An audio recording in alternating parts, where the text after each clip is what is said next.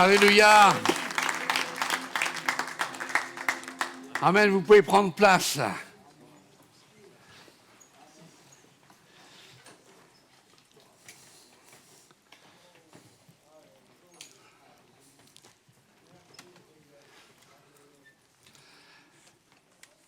Avant d'ouvrir la parole, j'aurais une question à vous poser. Est-ce que vous êtes prêts à un grand chamboulement dans votre vie? Votre amen.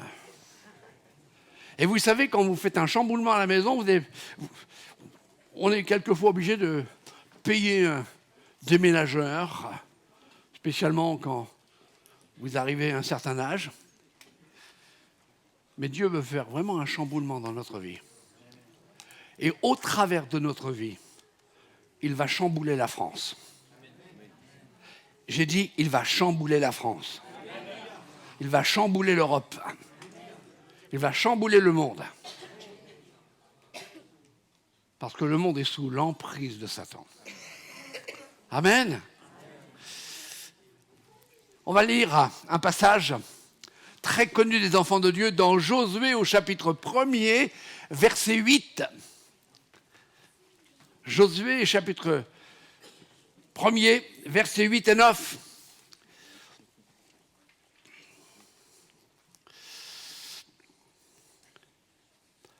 Il est dit ceci, dans la version Louis II révisée, que ce livre de la loi ne s'éloigne point de ta bouche.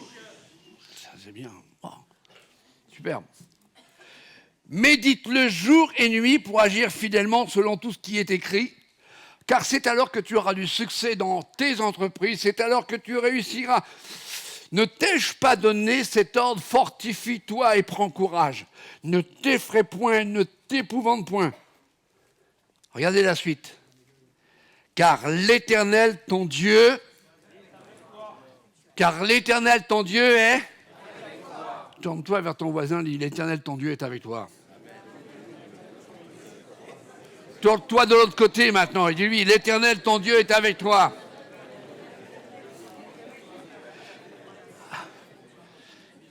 Et si l'Éternel est avec nous, qui peut être? Dans cette louange, je me disais, où est-ce qu'ils s'en vont là? Ils sont en train de me piquer le message. Mais c'est une continuité, je dirais c'est une soumission. Oh, il fait chaud ici, punaise. Merci Marthe. Tu t'occupes des affaires de Dieu, c'est bien. Et puis, on va regarder dans la version Bible du Sommeur. Il est dit ceci, je crois que je l'ai mis, il me semble. Écoutez bien. « Aie soin de répéter sans cesse les paroles de ce livre de la loi. Médite-les jour et nuit afin d'y obéir et d'appliquer tout ce qui est écrit, car alors tu auras du succès dans tes entreprises, alors tu réussiras. Bon, je t'ai donné cet ordre, prends courage et tiens bon. Ne crains rien et ne te laisse pas effrayer, car moi, l'Éternel, ton Dieu, je serai pour tout ce que tu entreprendras. » Allez, je vous donne une de mes versions. Le message. Il est dit, pas une minute ne laisse ce livre de la révélation sortir de ton esprit. Réfléchis et médite ce livre jour et nuit. Sois certain de pratiquer tout ce qui est écrit. Ensuite, tu arriveras à ta destinée, tu auras du succès. N'est-ce pas mon ordre? Sois fort, courageux. Ne te laisse pas intimider ni décourager. Dieu, ton Dieu, est avec toi. À chaque pas que tu fais. Vous voyez, ce matin, si je dois donner un titre à ce message, c'est celui-ci. Ce que ta bouche déclare, c'est ce que tu vis. Est-ce qu'on peut le lire à haute voix? Ce que ta bouche déclare, c'est ce que tu vis. Allez, on va le faire à l'africaine. Beaucoup d'Africains, là, peu importe d'où ils viennent, quand on déclare la parole de Dieu, on se lève. J'ai dit, on se lève. Waouh! Les chrétiens confortables. Dis, on est là. On est prêt? Ce que ta bouche déclare, c'est ce que tu vis. Mais maintenant, on va dire ce que ma bouche, on y va, ce que ma bouche déclare, c'est ce que je vis. Asseyez-vous et ne dormez pas. À chaque fois que nous ouvrons la parole de Dieu avec un esprit ouvert, prêt à recevoir quelque chose de Dieu, alors il nous parle. Le matin, avec mon épouse, elle lit sa Bible, on est ensemble, moi je lis ma Bible, et puis quelquefois je lis ma Bible avant, mais je retourne à relire ma Bible. Et quelquefois elle me dit « Waouh, est-ce que tu entends ça ?» J'ai dit « Non, parle !» Elle est étonnée. Et puis d'un seul coup, femme de prédicateur, elle a été aussi prédicateur, elle me donne un message avec 3 points. Regarde ce que Dieu me dit. Wow. Puis elle me regarde et il te le dit aussi. Jésus a dit ceci, si vous demeurez en moi et que mes paroles demeurent en vous, demandez ce que vous voudrez. Et peut-être si j'en veux, si je le veux, non. Et cela vous sera accordé. Qu'est-ce que cela veut dire? Quelle est l'implication? Les paroles que Dieu prononce ne sont pas inertes, passives, mais vivantes, agissantes, édifiantes, puissantes, en action, créatrices, miraculeuses, merveilleuses. Et Jésus dira, si quelqu'un a soif, qu'il vienne à moi. On a des exemples, et je vous donnerai quelques exemples. On a des exemples dans la création. Dieu dit, Dieu parle, parole créatrice, que la lumière soit. Et d'un seul coup, la voiture de l'EDF est arrivée. Non, avec eux, on pète les plombs. Enfin, c'est plutôt, je dirais, les factures. Mais que la lumière soit, et la lumière fut. Toute la création prend son origine dans la parole de Dieu. D'où l'importance de vivre la parole de Dieu, de la lire, de la méditer, de la sonder, de l'appliquer dans notre vie. Et nous serons bénéficiaires de son action en nous. Mais il y a plus. Qu'est-ce qu'il va nous sortir encore? Hier, il nous a dit que celui qui est en nous veut faire encore plus que nous ne pouvons imaginer. Eh bien, avec Dieu, ce n'est jamais moins. Mais c'est toujours plus. Avec Dieu, c'est jamais moins. Comme on l'a vu hier dans notre première rencontre, on s'est fait du bien dans la première rencontre, on s'est fait du bien dans la deuxième rencontre. Et certains se sont réconfortés par la sucrerie de l'autre côté. Mais Éphésiens nous dit ceci, chapitre 3, versets 20-21. « Or, à celui qui peut faire par la puissance qui agit en nous, infiniment au-delà de tout ce que nous demandons ou pensons. À lui soit la gloire dans l'Église et en Jésus-Christ, alors toutes les générations, dans toutes les générations, au siècle des siècles. » Ce qui était vrai dans la première Église, dans l'inauguration, le commencement de l'Église, dans les actes des apôtres, est aussi vrai aujourd'hui. Quel trésor, quel privilège. Tu as Jésus dans ta vie comme Sauveur et Seigneur. La puissance de Dieu est en toi, elle agit en toi, mais plus encore, elle veut agir au travers de toi. Est-ce que nous sommes conscients que la puissance de sa parole nous habite? Cette puissance, c'est toujours la parole de Dieu. Dans le livre des Hébreux, l'épître aux Hébreux, il nous est dit « Car la parole de Dieu est vivante et efficace, plus tranchante qu'une épée quelconque, à 2 tranchants, pénétrante, jusqu'à partager âme et esprit, jointure et moelle. » Une grande question. Sommes-nous des utilisateurs de la parole? Sommes-nous des utilisateurs de la parole? Est-ce que notre vie, elle est basée sur la parole? Notre vie de victoire dépend de notre réponse à cette question. Est-ce que nous sommes des utilisateurs de la parole? Ce que Dieu a dit à son serviteur Josué, matin et soir, vis de la parole, mange la parole, utilise la parole, construis avec la parole, marche avec la parole. C'est alors que tu auras du succès dans tout ce que tu entreprendras. En d'autres termes, c'est alors que tu auras victoire en tout temps. Et ce matin, je relisais ce psaume 16, verset 11. Il y a d'abondantes joies devant ta face, des délices éternelles. Des délices éternelles. Cette parole est à la disposition de tous, mais pas n'importe comment.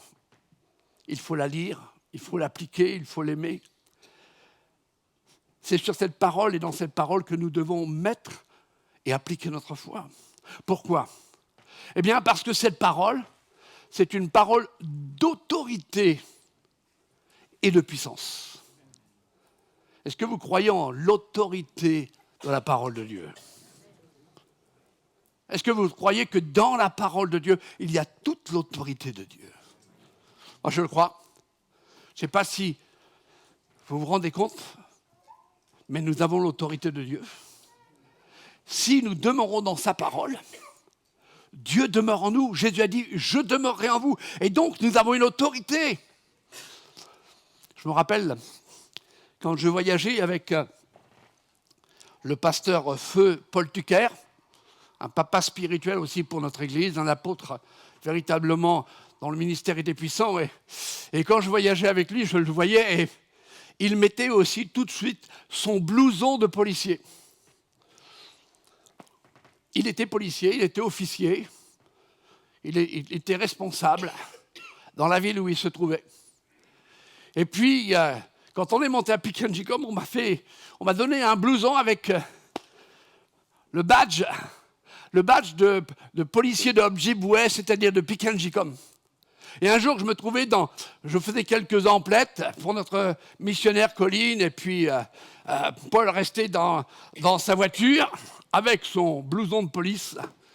Et il y a une femme qui est arrivée. Elle ne m'a pas parlé en Ojibwe, elle m'a parlé en anglais. Elle m'a dit, vous êtes officier de police ? Je suis officier pour Dieu. Et elle m'a dit, il y en a un qui est en train de chaparder. Alors j'ai dit, ok. Bon, je n'ai pas rien fait. J'ai laissé. Parce que vous pouvez avoir n'importe quel manteau. Vous pouvez mettre un manteau de policier, un manteau de général, un manteau. Ça ne fait pas de vous, cela. Mais la parole de Dieu en vous, c'est l'autorité de Dieu. La même chose, si je vous présente ce badge, certains vont rire. Vous n'avez pas le droit de vous moquer. Attention. Ce badge, quand je l'ai reçu, c'était marqué « Les hommes de loi dans le Grand Ouest ». Texas Rangers. Et quand quelqu'un vous montre cela, plusieurs fois on s'est fait arrêter par la police avec Paul Tucker. Ne vous moquez pas, c'était moi qui conduisais. Je vois des sourires sur les lèvres. Tout simplement qu'il était 3-4 heures du matin et j'avais mordu sur une ligne au milieu. D'un seul coup, et Paul se réveille parce qu'il dormait, c'est pour ça que je conduisais. Valait mieux que je conduise que lui dorme et conduise. Et il me dit, qu'est-ce que t'as fait encore ? Rien. En plus, j'avais mon blouson aussi, moi, de police de Chicago. Je crois qu'on n'était pas de Chicago, mais de Piquenjicom. On a été voir aussi les policiers, on a parlé avec eux. On travaille aussi avec donc, cette police. Ils font attention, pas la drogue, pas l'alcool, c'est interdit. Et c'est arrêté. La première chose que l'officier m'a dit, avez-vous bu ? En plus, toute la semaine, on était passé à la fontaine d'eau vive. Non, on n'a pas bu. Et puis, d'un seul coup, il voit Paul Tucker, il fait « Ah, excusez-moi, vous êtes officier ?» Il dit « Oui, on est officier, lui, il est missionnaire. » Je dis « Moi aussi, je suis officier missionnaire. Hein. » J'ai l'autorité de Dieu. J'ai regardé, j'ai fait un grand sourire. Et puis, il dit « Non, on vient de Piquenjicom. Waouh ! On va se proposer de 3 heures du matin. Allez, bonne route. » Ça marche, hein ?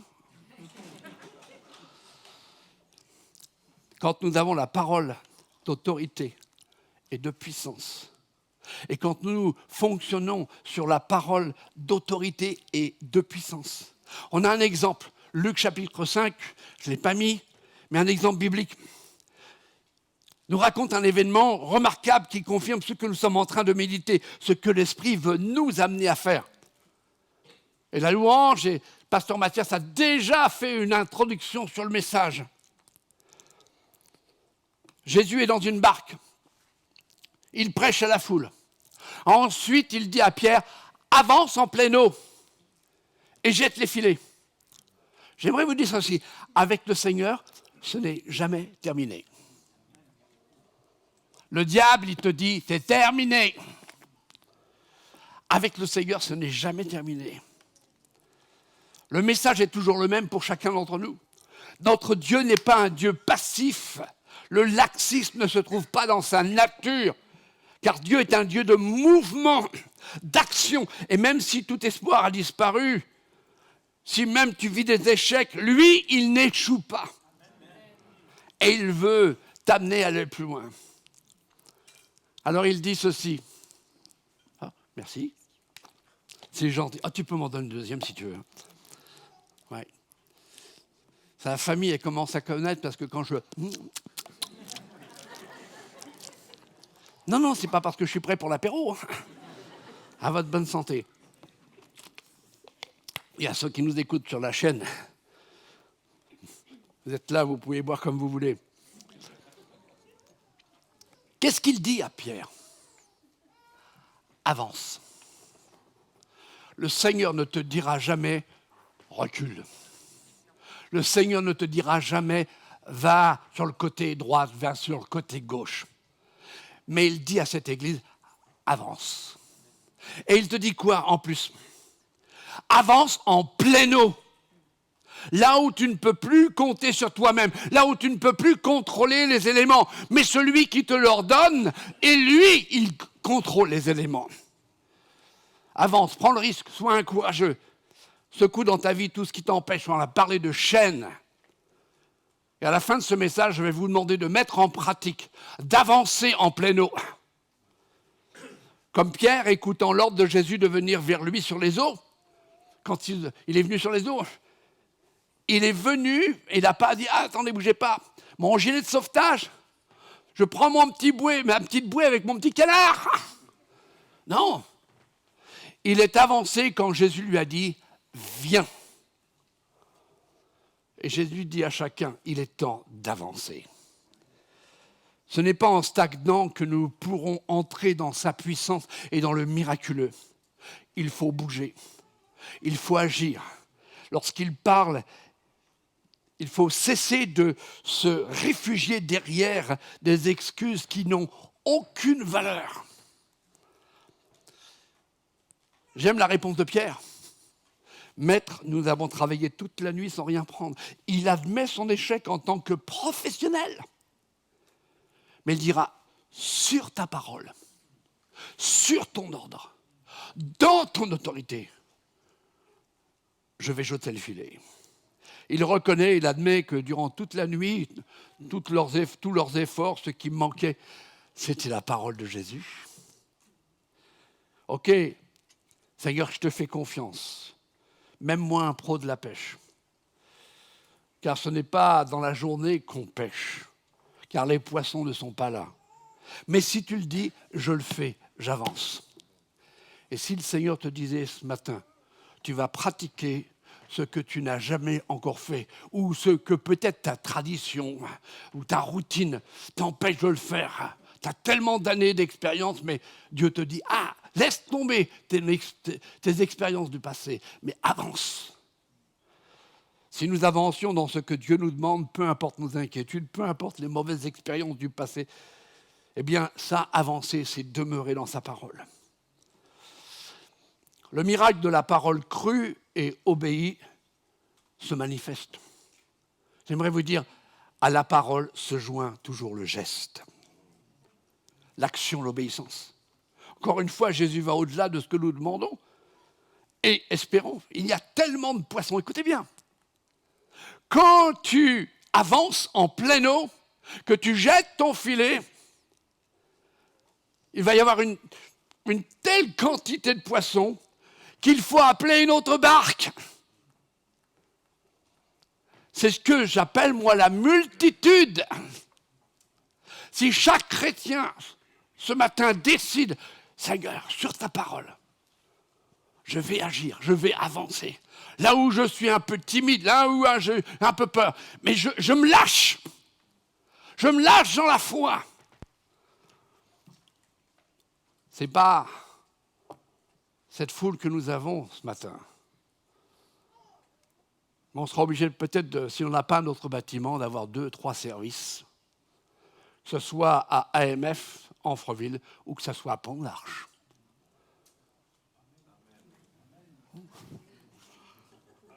C'est le pasteur Mathieu qui dit, vous êtes morts. Ah, c'est le temps de revivre là. D'autres petits exemples. Vous savez que Jésus, on l'a entendu par le pasteur Mathieu hier, Jésus crucifié, nous aussi on doit mourir. Jésus mis dans un tombeau, nous aussi on est dans le tombeau, dans le baptême. Mais Jésus ressuscité. Et Jésus est ressuscité, mais il ne se trouve pas physiquement avec ses disciples. Et pire certainement, la tristesse dans l'âme. Ça vous arrive d'avoir quelquefois la tristesse dans l'âme? Oui. Et le remords peut-être d'avoir renié son maître, ou peut-être d'avoir oublié son engagement. Alors il dit à ceux qui l'entouraient, allez hop, je vais pécher, je vais retourner à mon ancienne vie, à mon train-train de routine. Et il part pécher, et quelques-uns de la troupe disent, ah ben, on vient avec toi. Et au petit matin, un homme se trouve sur la berge au moment où ils sont prêts à abandonner. Ils arrivaient près de la berge. Et il leur crie, enfants, n'avez-vous rien à manger? Il veut les amener à réaliser qu'en dehors de lui, ils ne seront jamais satisfaits. Ils pourront œuvrer, travailler de toute leur force, avec toute leur énergie. Si l'ingrédient principal est absent, c'est l'insatisfaction assurée. La réponse de Pierre n'est pas évasive. Il ne dit pas, bah, ça ne meurt pas trop, ouais, ça ne mordait pas du tout. Il répond, non. Cela veut dire absolument rien, nada, niente. Ou en polonais, niet. Et Jésus va dire, jetez le filet à la droite de la barque et vous trouverez. Il est en train de revenir. Et ce qui est merveilleux, c'est que Pierre ne discute pas. Il avait déjà appris la leçon. Ils le jetèrent donc et ils ne pouvaient plus retirer à cause de la grande quantité de poissons. Pierre alors comprend que c'est Jésus. Il oublie, écoutez bien, il oublie l'abondance de la pêche. Il se jette à l'eau pour aller voir celui qui est l'auteur de l'abondance. Ta vie va commencer à être remplie de bénédictions, mais ne t'arrête pas à la bénédiction. Va vers celui qui est la bénédiction, l'auteur de toute bénédiction. Sais-tu que l'auteur de l'abondance vit en toi? Va arriver vers ma dernière pensée, notre mission. C'est notre mission. Faisons à nouveau un bond en arrière. Et ce n'est pas qu'on recule, mais un bond dans le temps. Et retrouvons cette parole qui a été donnée à Josué. Et je voudrais simplement qu'on puisse se focaliser sur une expression qui m'a interpellé. Il y aurait tellement beaucoup de choses à dire. Mais vous vous rappelez ce que nous avons lu? Que ce livre de la loi ne s'éloigne point de ta... Dis-le à ton voisin, ta bouche. J'ai pas dit de dire un gros mot, hein? Ça. Que ce livre ne s'éloigne pas de ta... Vous avez tous une bouche? Allez, montrez-moi votre bouche. Ouvrez grande votre bouche. Alors, il y en a qui me regardent. Ouvrez votre bouche. Vous avez tous une bouche? Ça me rappelle, quand il y avait les enfants, aujourd'hui, je ne dis plus à mon fils quand il vient à la maison, ouvre ta bouche. Il l'ouvre tout seul. Et il l'ouvre grande. Surtout quand c'est un plat préparé par sa mère. sicilienne. Quand tes enfants étaient petits, ils ne voulaient pas manger. Ils n'aimaient pas les légumes. Alors on mettait les légumes, et moi je m'amusais. Et quelquefois, dans le parcours, ça tombait par terre. Et on arrivait devant, puis ils voyaient l'avion. Ah, hop, emmagasiné. Cette bouche nous sert à nous nourrir. Mais pour nous nourrir, il faut l'ouvrir. Cette bouche, avec cet organe intérieur, nous permet d'exprimer ce que nous ressentons. La bouche et la langue. Qu'exprime notre bouche avec notre langue?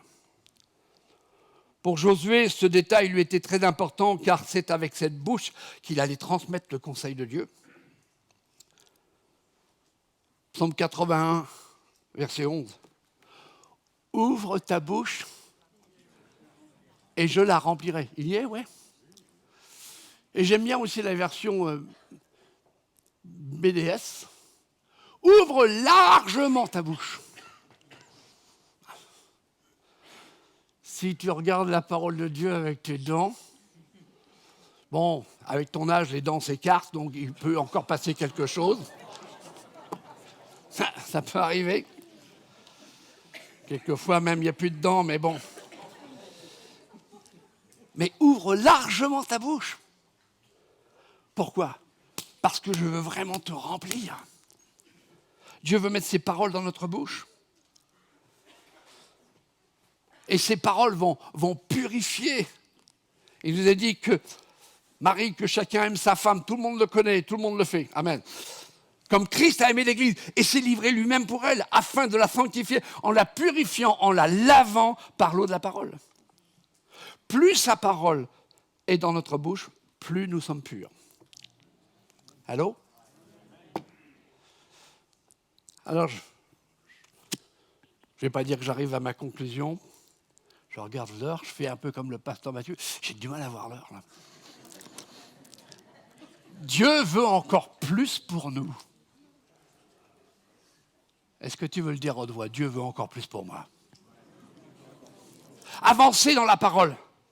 C'est bien de lire sa parole. Oh, peut-être que ça y est, je vais peut-être choquer certains. C'est bien de lire sa parole tous les jours, de la garder dans son cœur. Mais Dieu veut encore plus. Il faut dépasser le stade de la lecture et de la méditation. Non pas qu'il faut arrêter de la lire, de nous nourrir. C'est le pain quotidien, le pain spirituel de chaque jour. Mais il faut que cette parole ne s'éloigne pas de notre bouche. C'est-à-dire qu'il nous faut proclamer la parole. Nous devons la citer, nous devons l'exprimer verbalement, comme ce chant que nous chantons, je ne sais pas s'il va être choisi tout à l'heure. Je dis Jésus dans les montagnes et dans les rues. Je dis Jésus dans les ténèbres. Je dis Jésus pour ma famille. Jésus, c'est la parole de Dieu. Déclarer la parole, saisir et parler cette parole d'autorité à ta situation, à ta maladie, à ta faiblesse. Jésus a parlé aux figuiers qui n'avaient pas de fruits. Et puis en plus, ce n'était pas la bonne saison. Et Jésus a parlé aux figuiers, il lui a dit que plus personne ne mange de ce figuier. Moi, ça me fait peur. Je n'ai pas envie que le Seigneur dise que plus personne ne mange de ce vieux chêne qu'est William. Moi, je veux porter du fruit. Et pour porter du fruit, il faut que tu dises la parole, que tu déclares la parole. Il nous a dit tout à l'heure que Jésus est venu briser nos chaînes, et je crois que c'était prophétique. Encore une fois, je dis, mais ils sont en train de me prendre les poings là. Mais c'est l'Esprit de Dieu. Tu as une chaîne. Alors ne demande pas, pasteur, brise ma chaîne. Ou un frère, brise ma chaîne. Mais tu parles à ta chaîne. Je brise ma chaîne. Parce que sur ma chaîne, je dis le nom de Jésus. Je brise maintenant. Je parle à ma maladie. Je parle à ma douleur. Ça vous arrive d'avoir des douleurs? Pas vous sentir bien? Alors ne dites pas, comme un bon Français ou un bon Normand, ça va se passer. Mais tu as l'autorité de Dieu. Tu as la parole de Dieu. À quelques jours, j'étais pas bien du tout. Me posais des questions. Et à un moment donné, je ne pouvais même plus mettre mon pied devant l'autre. Et puis, parler avec mon fils, bon, il prend très souvent soin de ma santé. Et il veut certainement prendre soin de mon physique. C'est une déformation professionnelle chez lui. Que Dieu le bénisse et qu'il me protège. Comme dirait le pasteur Mathieu. Mais je sais que dès que j'ai une petite difficulté, je lui en parle. Pourquoi je lui en parle? Parce qu'on est tous les deux dans le ministère? Non, parce que c'est aussi un homme de Dieu, un homme de prière. Je suis sûr qu'il a prié. Et le soir, je me suis couché. J'ai dit, je parle à cette douleur. Et demain matin, il n'y en a plus. Quand il m'a dit, ça va, j'ai plus de douleur. J'ai parlé à ma douleur. Dieu demeure en nous et nous avons sa parole. Le figuier a été maudit, il s'est desséché. Et devant l'étonnement des disciples, Jésus dira, si vous aviez de la foi et que vous ne doutiez point, non seulement vous feriez ce qui a été fait à ce figuier, mais quand vous diriez à cette montagne, ôte-toi de là et jette-toi dans la mer, cela se ferait. La parole d'autorité se trouve en toi, mon frère, ma sœur. À toi, à moi, à nous de l'utiliser pour la gloire de Dieu. Romains 10 nous dit, car c'est en croyant du cœur qu'on parvient à la justice, c'est en confessant de la bouche qu'on parvient au salut, selon ce que dit l'Écriture. Quiconque croit en lui ne sera point confus. Parlez à votre problème. Parlez à votre situation. Parlez à votre doute. Parlez à votre découragement. Je vais plus loin. Parlez à votre déprime. Parlez à votre dépression. Parlez à votre tristesse. Parlez à vos blessures que vous avez entassées depuis tant d'années. Parlez dans l'autorité de celui qui est en vous et pulvérisez l'obstacle. Pulvérisez la chaîne qui vous lie. Le salut, les grâces, les bénédictions, l'accomplissement des promesses, tout cela est à notre portée. Mais nous avons besoin de le verbaliser. Nous avons besoin de le dire. Nous avons besoin de le prononcer, le confesser. Quand vous êtes invité dans une maison, on vous fait un très bon repas. Alors, la cuisinière ou celle qui vous a fait le repas ou celui, ça peut être aussi un homme. Alors, est-ce bon? Si tu fais tu peux compter sur une autre invitation. Mais si tu dis, ah ouais, c'était excellent, c'était bon. Tu as pris, disons, de la joie à déguster ce repas. Quand tu lis une parole pour ta vie, alors tu dois aller plus loin. Tu dois la crier, tu dois la proclamer à voix haute, en face de tes ennemis. Il n'y a pas un psaume qui dit « Je m'écrie, loué soit l'Éternel ». Et je suis délivré de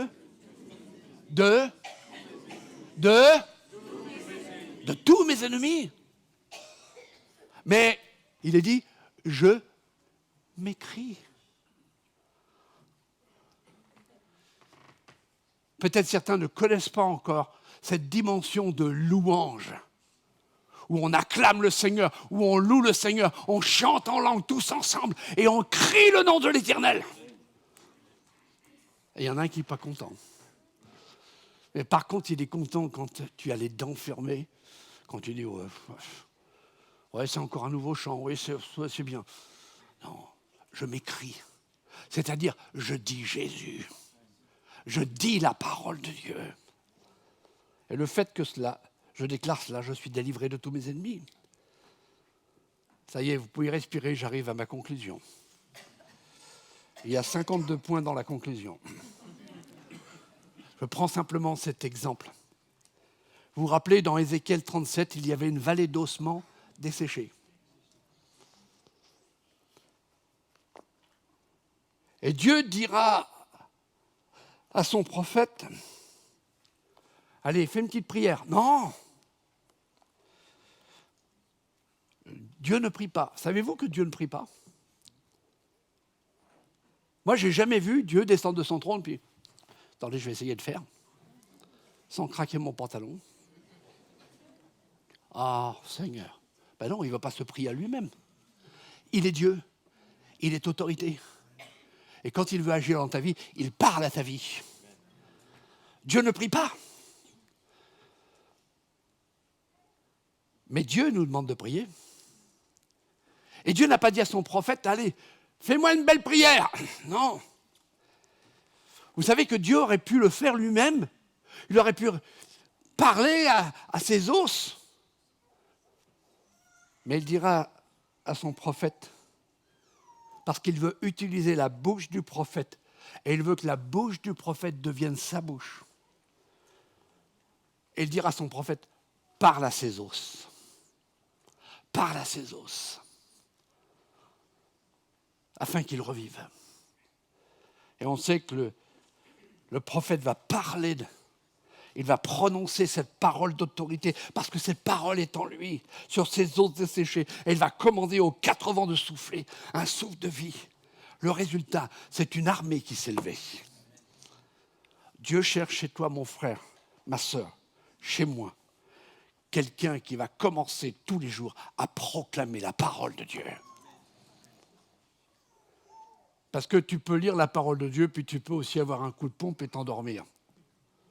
C'est pas si mauvais que ça de se coucher sur la parole de Dieu. Mais c'est quand même quelque chose de merveilleux quand on proclame sa parole sur notre propre vie, sur notre famille, sur notre communauté, sur l'église, sur la ville, sur notre pays, sur les extrémités de la terre. Mon appel est celui-ci ce matin. Es-tu prêt à avancer? Ou tu préfères rester là où tu es? Es-tu prêt à avancer en pleine eau? Que sa parole ne s'éloigne jamais de ta bouche. Prononce-la. Qu'elle soit toujours ouverte pour annoncer la bonne nouvelle qui transforme les vies. Ce que ta bouche déclare, c'est ce que tu vis. Je ne vais pas vous demander de baisser vos têtes et de fermer vos yeux, mais je vais vous demander de vous lever si vous le voulez. Et avant que je puisse faire une prière de conclusion et pour permettre aussi à l'équipe de louange de venir, je voudrais simplement vous poser cette question. Qui a besoin d'un exaucement dans sa vie? Levez votre main. Waouh! Il y en a qui n'en ont pas besoin. Ouais, super.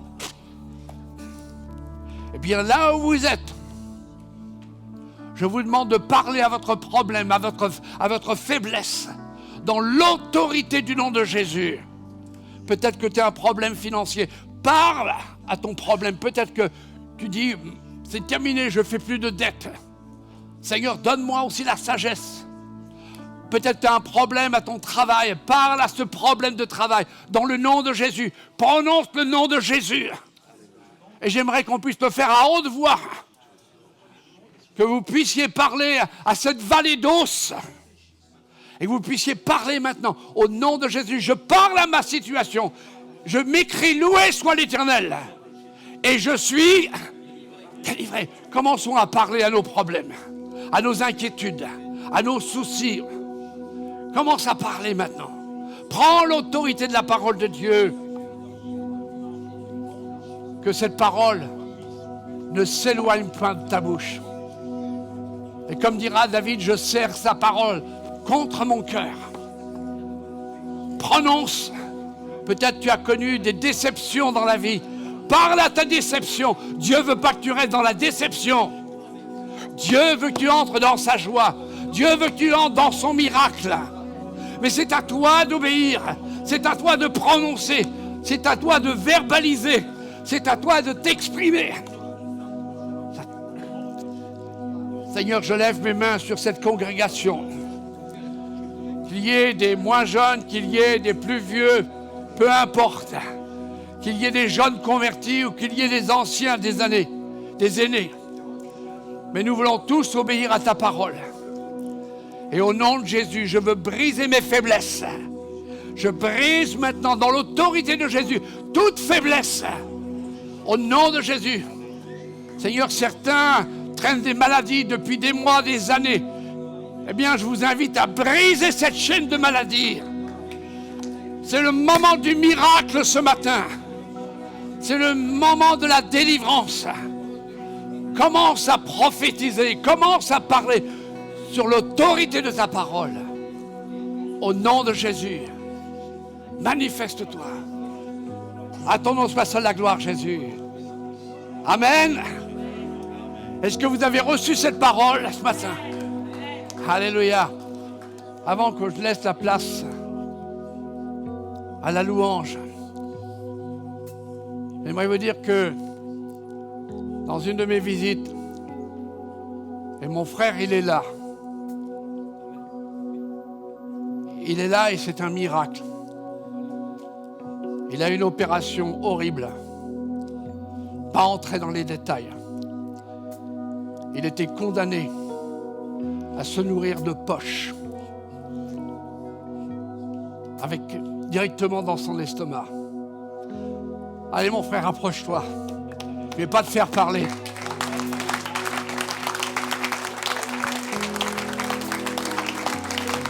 Ah. Et un jour, il était découragé. Il broyait du noir. Et il s'appelait le gars qui est attaché à son sac, à sa poche. Et j'ai dit, Jackie, le Seigneur va te délivrer des poches. Aujourd'hui, il n'a plus de poche. Il commence à remanger. On a pris autorité dans le nom de Jésus. Cette autorité, elle est là ce matin. Mon désir, merci Jackie, mon désir, c'est que chacun sorte de ce lieu, libéré totalement de vos poches quelquefois qui sont des fardeaux. Que Dieu vous bénisse.